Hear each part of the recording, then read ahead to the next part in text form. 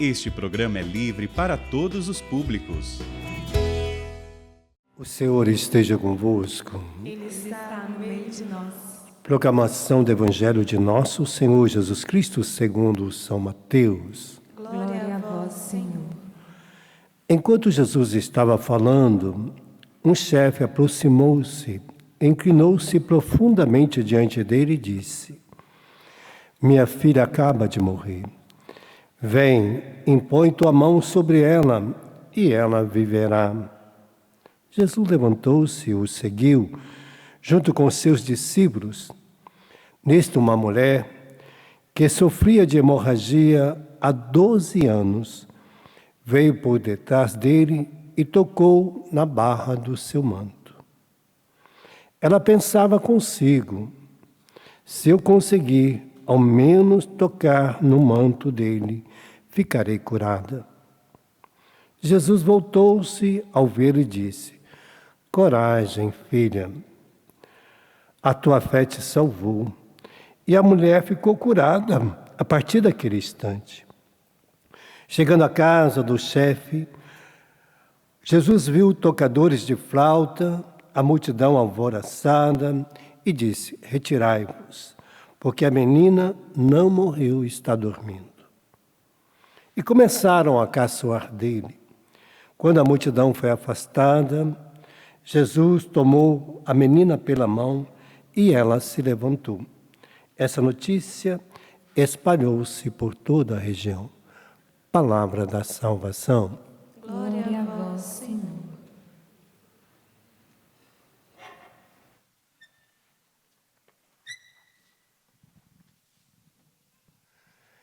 Esse fato aconteceu em Cafarnaum.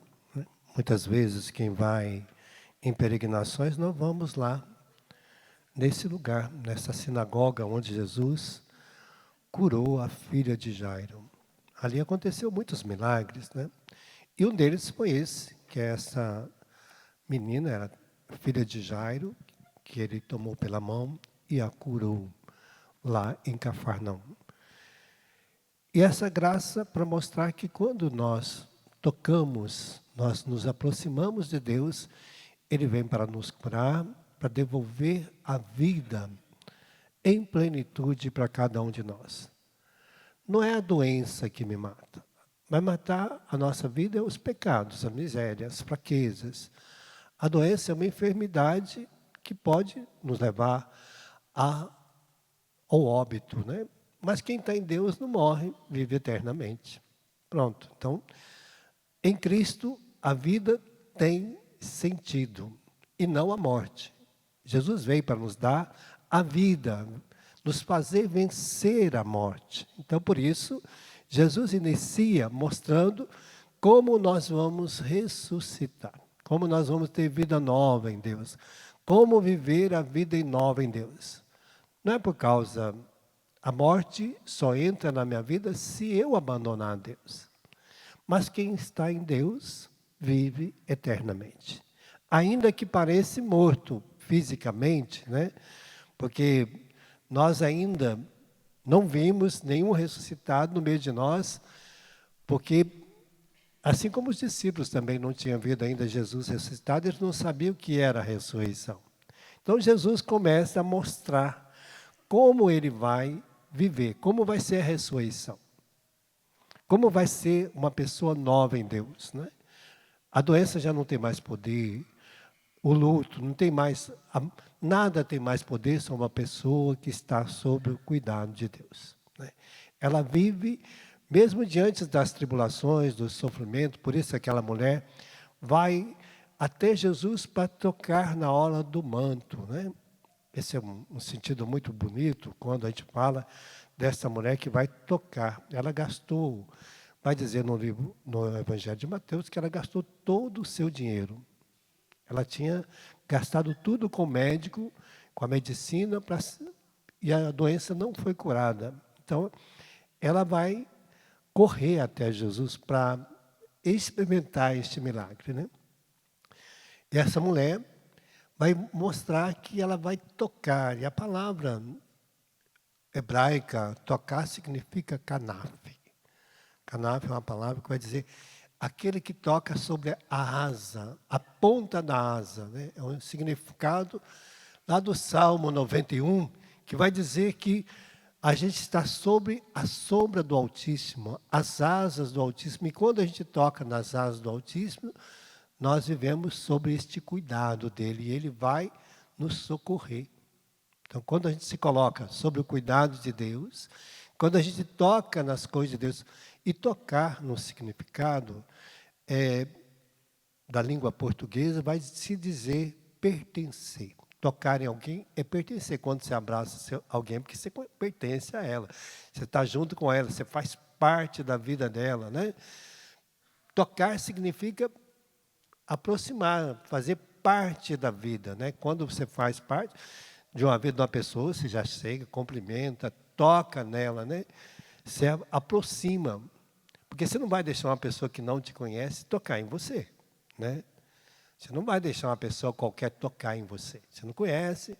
Por que você está me tocando? Né? Qual é o problema? Né? A gente não vai deixar. Por isso que a gente, quando a mãe nos abraça, ou alguém nos abraça, é porque toca em nós, entra, pertence. Ele vai quebrantar o coração tocando naquela pessoa. Né? Ele vai sentir o coração do outro, né? Tocando naquela pessoa. Né? Pode ser interessante, né? Quando uma pessoa esbarra, é uma coisa, você não sente nada. Mas quando uma pessoa toca no seu rosto com carinho, você percebe. Né? Você sente aquela força que passa para ela. Né? Quando você pega na mão de uma pessoa que você está com saudade, você sente o coração dela, você sente o toque dela, você sente aquela, parece que vem uma energia, né, que vai passando, é o amor que vai comunicando até no toque, até no olhar, né? A gente toca nos outros até com o olhar, né? Quando você olha para uma pessoa com carinho, ela sente o toque do seu olhar, né? Ela sente o tocar do seu coração, da sua expressão, né? O amor é isso, né? Para mostrar que quando nós tocamos em Deus, nós somos curados por Ele. Quando nós experimentamos se colocar sobre as asas do Altíssimo, sobre a sua sombra, nós somos curados, nós somos protegidos.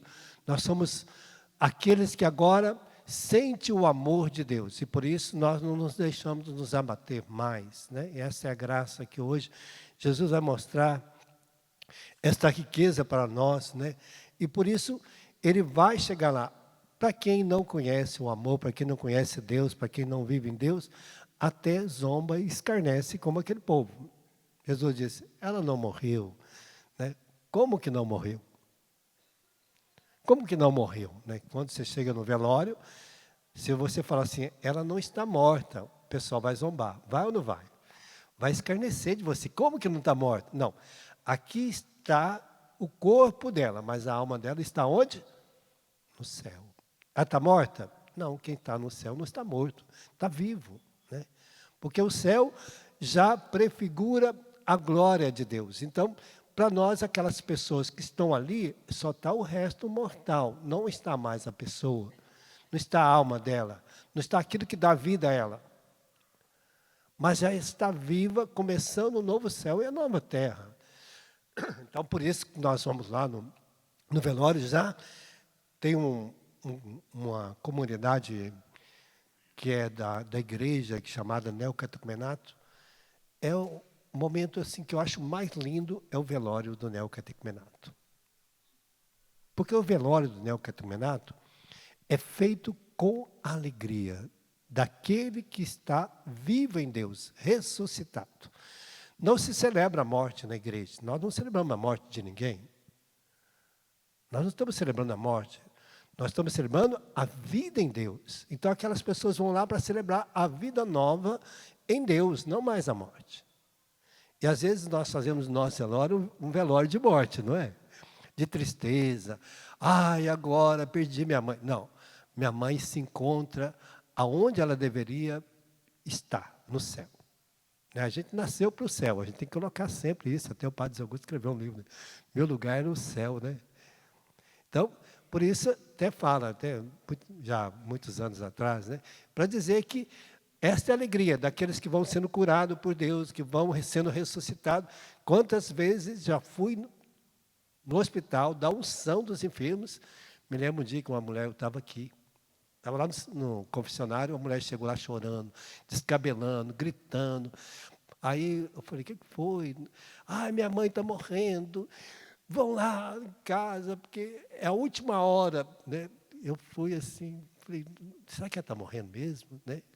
Eu falei, mas cheguei lá, a senhora estava bem ruinzinha mesmo, estava bem assim, abatida, muito doente. Eu cheguei, dei a unção dos enfermos para ela, e aí falei para ela assim, sua mãe não vai morrer hoje não, sua mãe agora está viva.